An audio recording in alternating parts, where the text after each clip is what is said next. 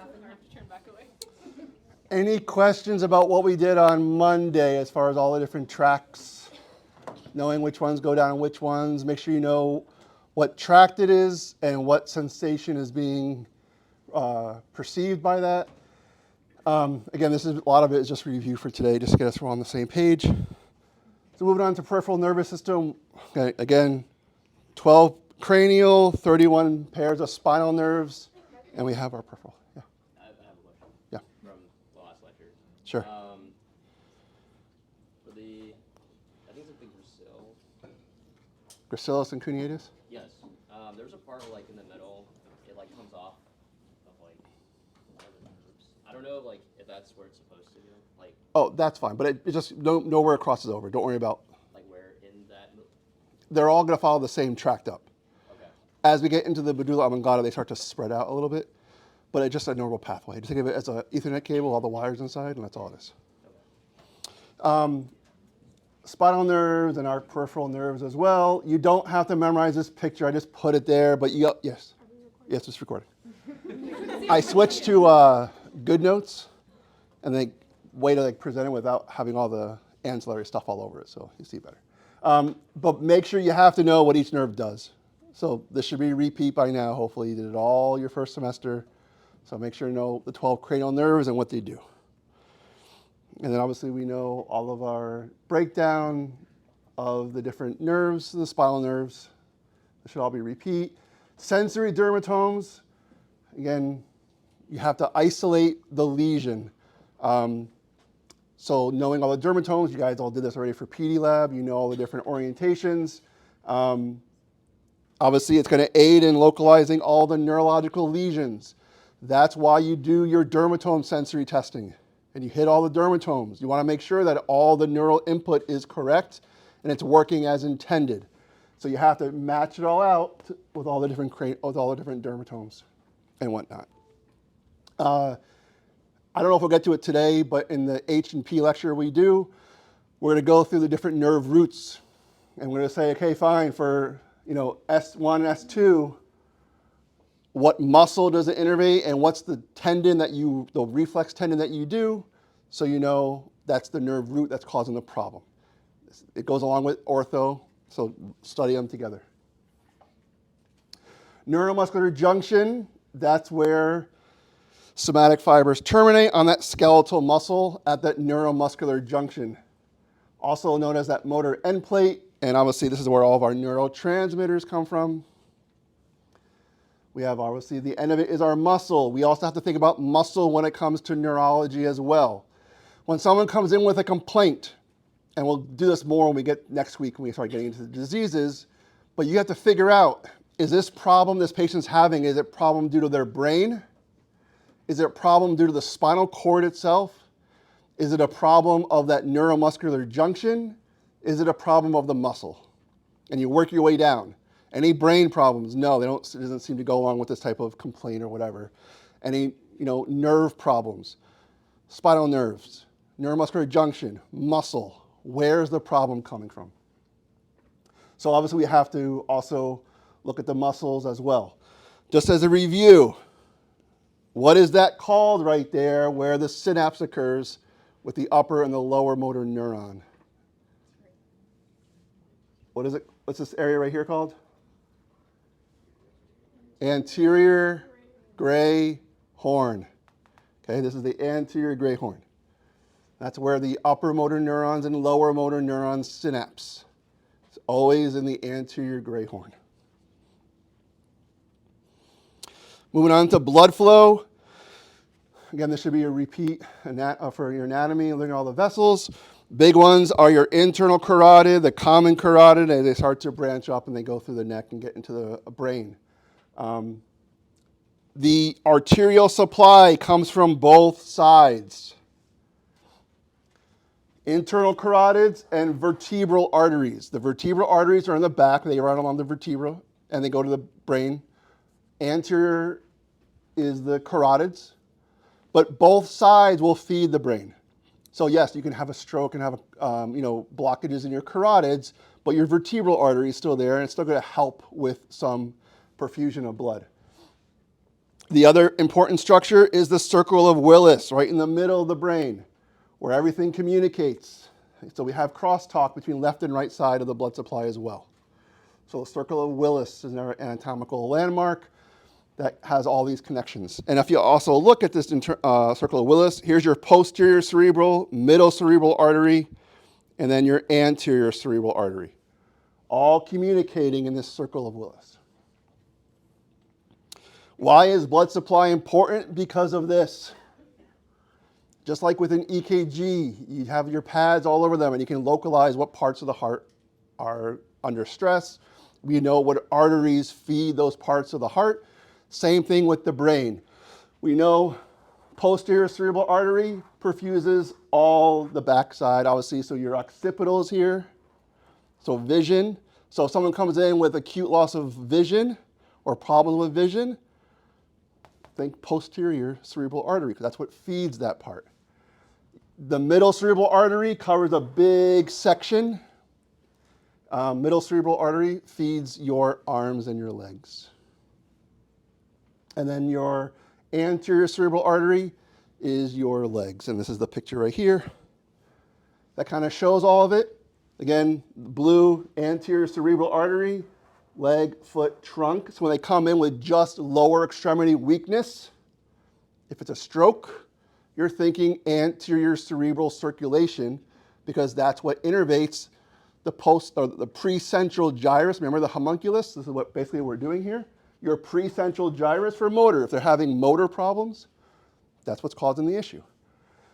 And as you go through the face and the arm, is everything else, that's all your middle cerebral artery. So when they come in with half their face down, just their face, middle cerebral artery, because that's what innervates the precentral gyrus to cause the motor function to occur.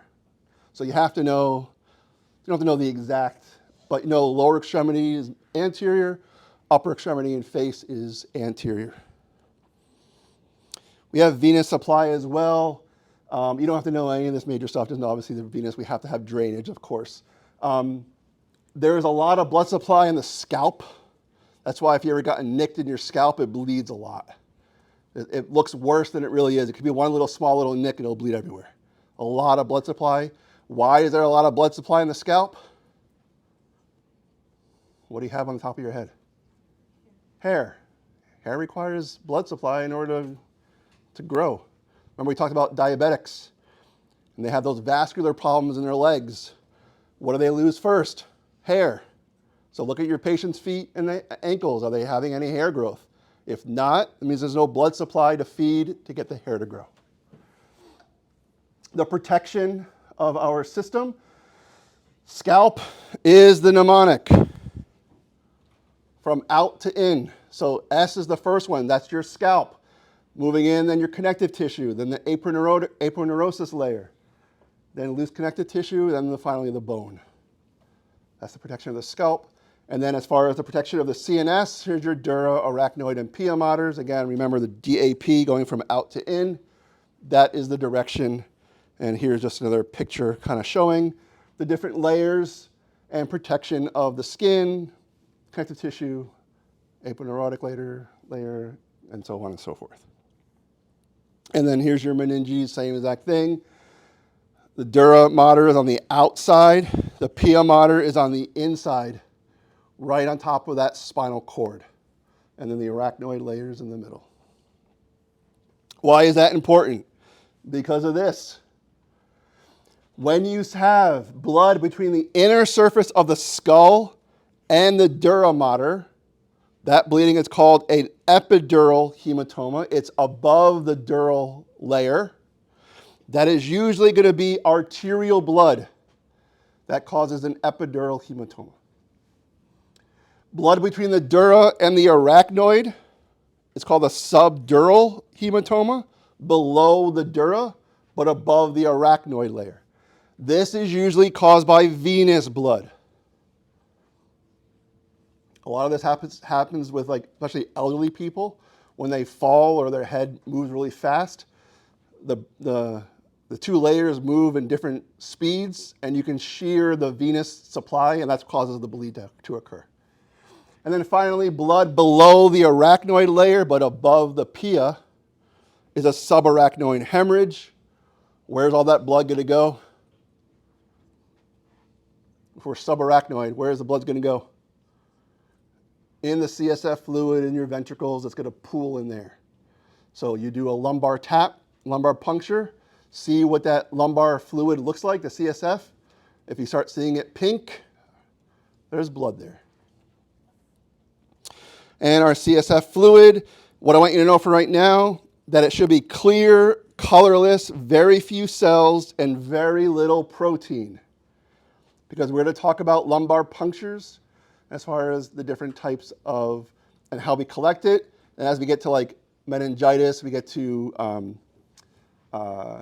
meningitis, we're going to start looking at different things with the lumbar puncture and the CSF fluid. Functions, protects the brain. It's like a cushion. Obviously, your nutrients has to go through the CSF as well. And obviously, it circulates between the brain and the spinal cord. So it goes all the way down to the spinal cord. Your entire CSF volume is exchanged 3 to 4 times daily. So it changes a lot. Moving on to our autonomic nervous system. So we have our sympathetic nerves. Remember, with the sympathetic, we have the sympathetic side chain ganglion there. It's on both sides of the vertebral column. And because of that, we have very short preganglionic neurons. It doesn't have to go very far to get to that ganglion.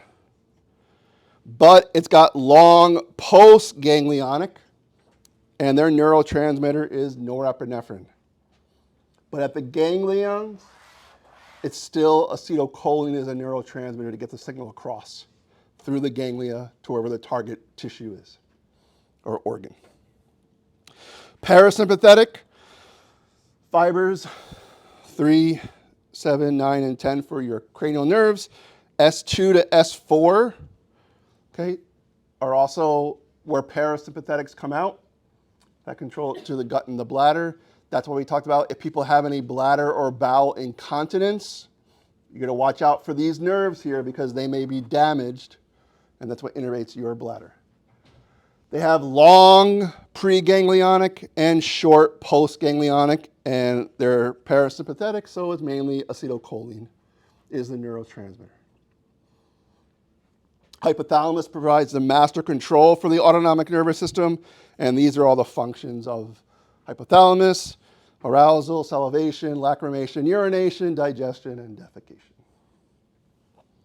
So let's go to some neurophysiology here. We'll review this stuff real fast.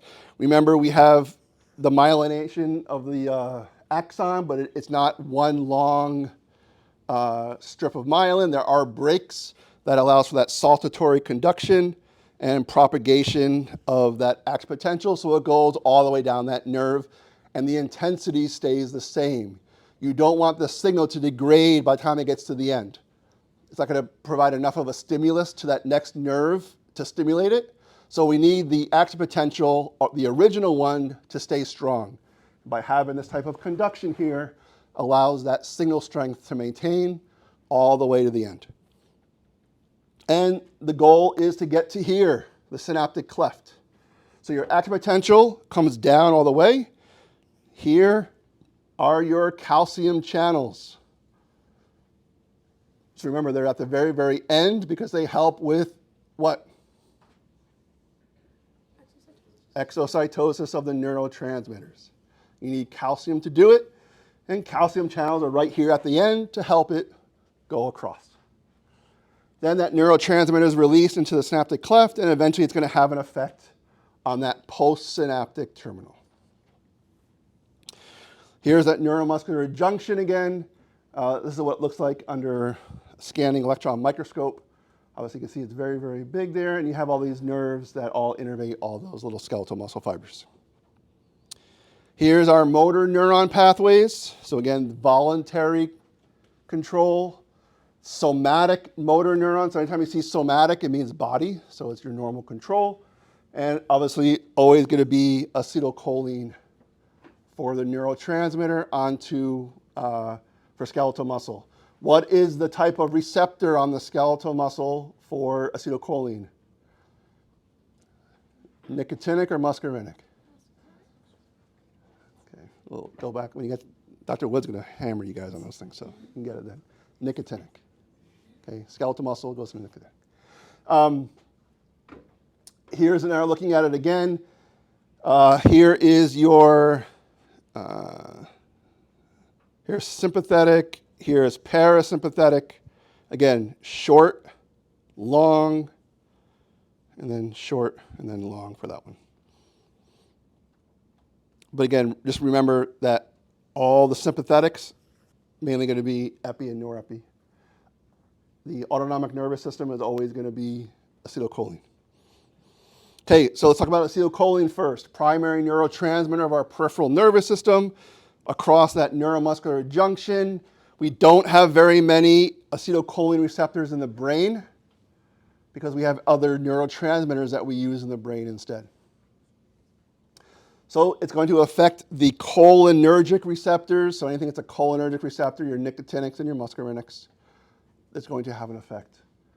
In skeletal muscles, it's excitatory. So obviously, if you want to move and do things, you need acetylcholine to stimulate so you can do your activity. In parasympathetic system as well, muscarinic receptors for smooth muscle. Okay, also has a role in arousal, attention, and motivation with your acetylcholine. You don't have to memorize these receptors, but obviously we know we have nicotinic and muscarinic. You don't have to worry about it from my class, if 1 through 5 for muscarinic, which ones are which. Just know that we have 2 different types and they're both bound. They're going to bind to acetylcholine. This anticholinergic syndrome, have you guys already learned about this one? Taking too much acetylcholine drugs, cholinergic drugs. So basically, if you take anticholinergic syndrome, you're on a drug that's going to block acetylcholine. These are some of the symptoms that you can have. It's like a whole little nursery rhyme. You can go through it on your own, but these are the symptoms they may have with prolonged anticholinergic medicine. Glutamate, okay? Glutamate has receptors either as NMDA receptors or non-NMDA. NMDA receptors, cerebral cortex, the amygdala, and your basal ganglia.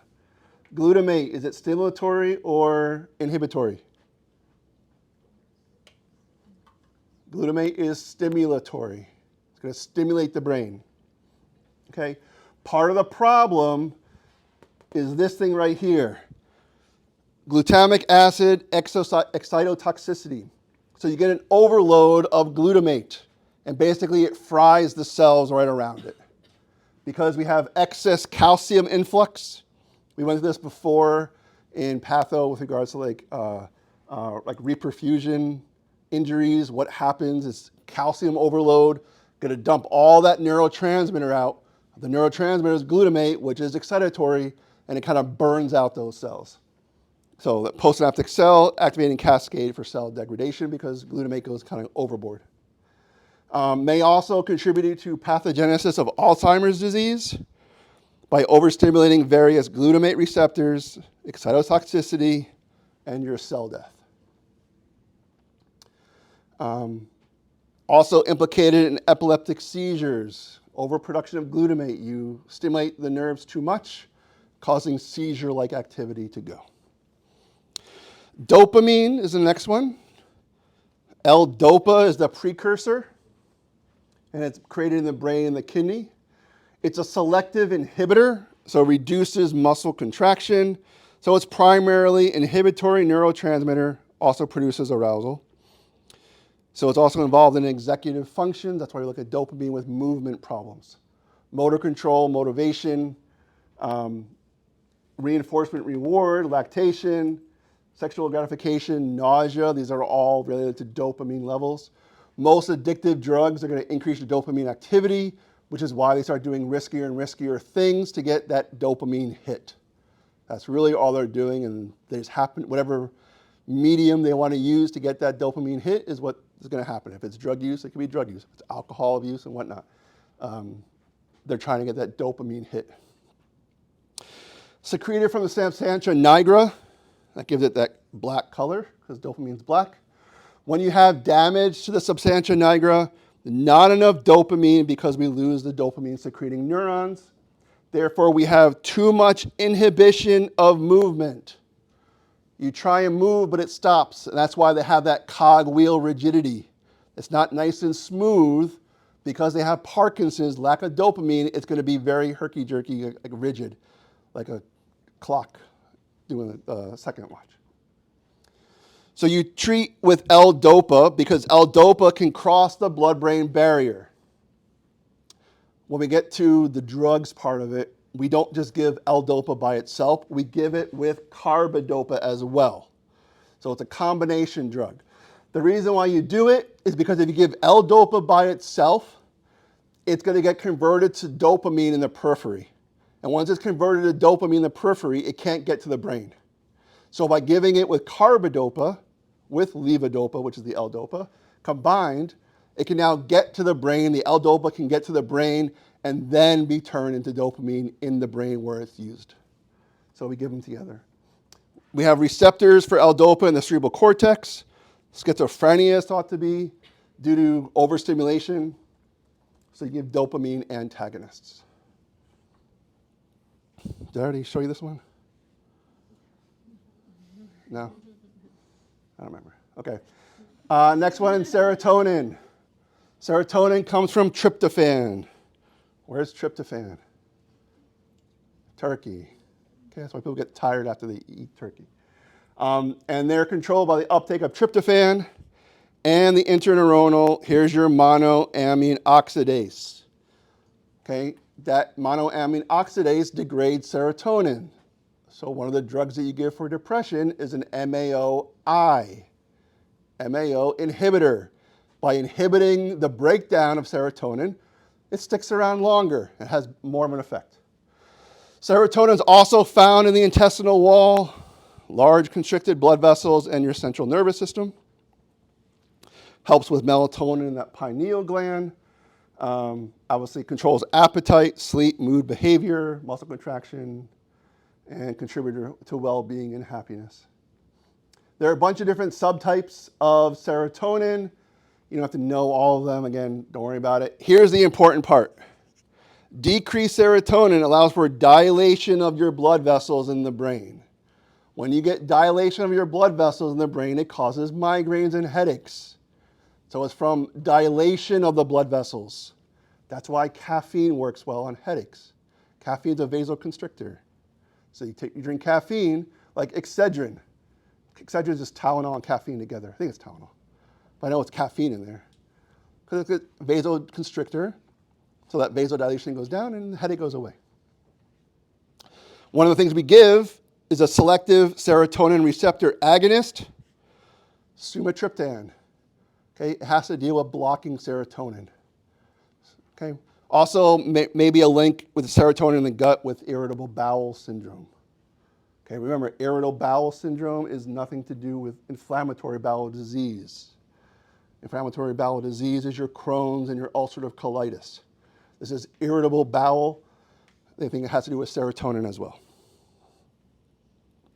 Has actions contributing anxiety and your impulsive behavior. Low serotonin levels, they have very dramatic suicide rates, or the means in which they commit suicide is very dramatic because of that low serotonin.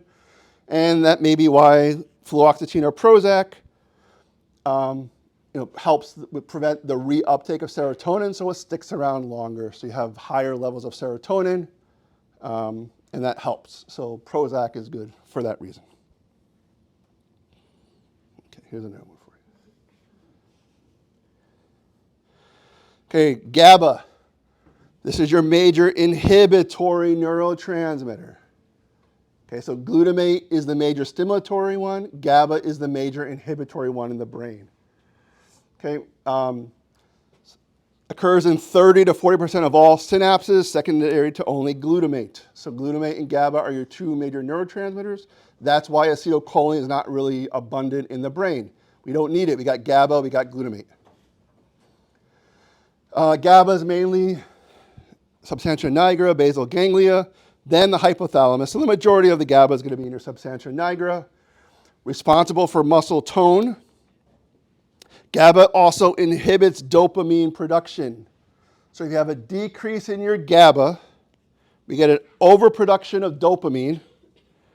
And because we have all this dopamine that's excess that shouldn't be there, we get uncontrolled involuntary movements. And that's a disease we'll learn about later called Huntington's disease. Okay, they'll have like hemiballismus where they have like they just can't control their body. They'll make all these flailing movements. It just keeps going. They don't stop. Also, defects in GABA inhibitory system implicated in seizures. So remember, GABA is going to inhibit the activity. And if you don't have a good GABA system, then what's going to go crazy? What neurotransmitter is not going to go crazy? Glutamate. We learned before about glutamate and what that does with seizures. So defective GABA channels can be also cause of a seizure as well. Norepinephrine, again, your post-ganglionic sympathetic. Okay, remember norepinephrine and epi always go with sympathetic, not with your parasympathetic. Released in the bloodstream by the adrenals. The precursor is dopamine. Okay, I gave you that one picture years ago of the breakdown of how we get dopamine down to epinephrine and norepinephrine. And this by now you guys should know. Alpha 1, alpha 2, beta 1, beta 2, and so forth. Okay, blood-brain barrier prevents harmful substances and pathogens, not allowing to get to the brain tissue. Has these tight junctions between capillary endothelial cells. Keeps the central nervous system isolated from other changes in the body. Okay, you don't want you have an infection in your leg, that those pathogens getting to the brain, because then it causes encephalitis and you have a whole different ballgame of stuff you got to deal with. So we want to keep the central nervous system isolated from the rest of the body. Obviously permeable to water, oxygen, carbon dioxide. Obviously we have to get rid of the waste products. Relatively impermeable to electrolytes and completely impermeable to cells. Now, when you have damage to the brain, infection, stroke, brain tumor, trauma, then you have an incompetent blood-brain barrier, leads to tissue swelling, brain swelling, cerebral edema, whatever you want to call it. But again, swelling of the brain due to underlying conditions that break down the integrity of that blood-brain barrier. So the effects of ischemia, global anoxia, inflammation or edema, things that can break down the blood-brain barrier. So what happens? The brain has no way of storing any energy. So once you start getting lack of oxygen to the brain, your body, what's going to happen? What are you going to do? What's your body going to do? Pass out. Okay? Doesn't take very long. Lack of oxygen in the brain, you need to pass out. So neurons will cease firing within seconds if not given enough glucose and oxygen. Glucose is the only sugar the brain's going to use, is glucose. Nothing else, just glucose. So what's going to happen? First, hypoperfusion. Okay, ischemia, no blood supply going to that part of the tissue. Then we get brain liquefaction, and then finally necrosis. At what point? It's irreversible damage to the brain. That part of the brain is not going to heal and come back. Cerebral infarctions, hemorrhage, and contusions cause vasogenic edema due to leakage of water and plasma directly into the central nervous system. Again, blood-brain barrier lost its function. These things can now get in easier, and they cause this vasogenic edema, swelling that starts to occur. Remember, what's the problem with swelling in the brain? Nowhere to go. The skull is fixed. It's not like if you get swollen elbow, your elbow is going to swell up. Well, your brain isn't going to swell up, and it's going to fill the cavity of the skull. And then it starts getting compressed, and as it's getting compressed, you can start getting seizures and other problems because of the compression of the brain. So blood-brain barrier is very, very important. Some biochemical deficiencies that also have problems with nerve issues. Vitamin B12 deficiency, defective myelin formation. So sometimes when people, have neurological problems, put them on a high-fat diet. It's going to help remyelate their nerves. Degeneration of the dorsal column. So in that dorsal column, what sensations go through the dorsal column? proprioception, discriminatory touch, vibration. Okay? Those are problems you're going to have. You may have some axonal degeneration in the central nervous system, memory loss, dementia, and they may not be reversible. The next one is diabetes, loss of integrity of nerve fibers.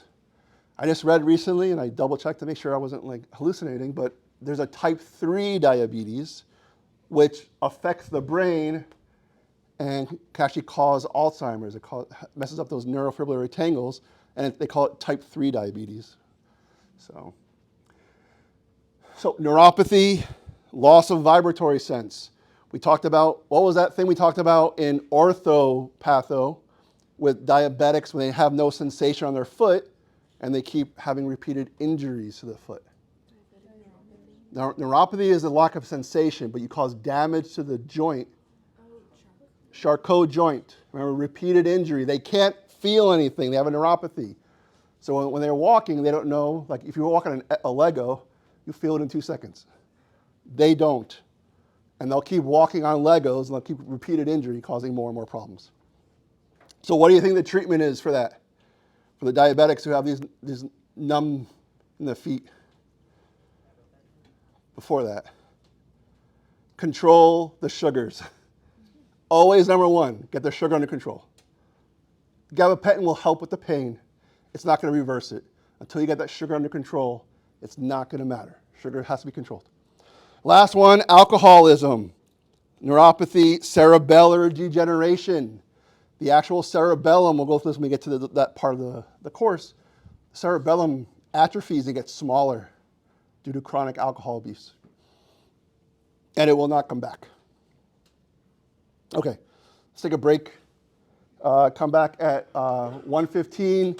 You guys want to do neuro H&P or diagnostic tests? Anyone want to know? H&P? Okay, take a break. We'll do H&P when we get back.